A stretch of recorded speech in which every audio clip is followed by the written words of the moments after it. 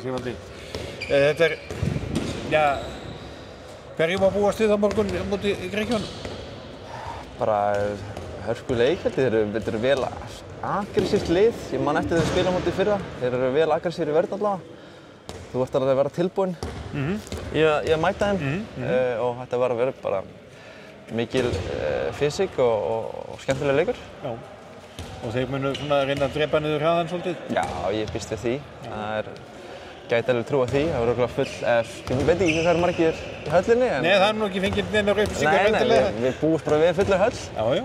Gera það. Það verður örugglega stemming og þetta er bara, þetta sé alveg svona, þetta er lið sem búið að vera saman lengi og er núna að bætast við einhverjir ungir strákar. Þannig þetta er alveg spennandi lið og þótt maður þekki ekki marga af þessum, þá er þetta alveg góður handboltamenn. Það er spurningin náttúrulega kannski frekar snýst íslenska liðið. Já.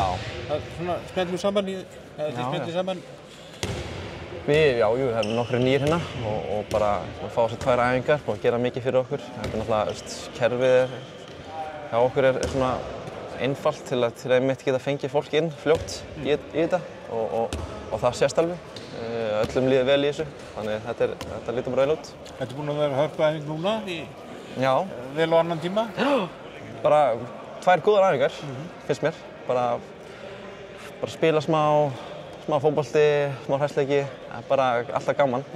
Og þú náðir æfingunni í gær, það voru ekki allir sem náðu henni? Nei, það var nokkur sem mista henni, það er búið að vera svolítið. Það er yfirleitt þannig þegar við erum að mætast einhvers staðar í útlöndum að það er eitthvað vesen með flug og töskur og eitthvað svona, en ég náði þessu, náði fótboltanum. Já, náði því og þá var nú kannski takmarkinn náði. Eru þið ekkert að spila fótbolta hjá Berge í Jú, við spilum alltaf fótbolta. Þetta var svona skemmtilegur hérna. Já.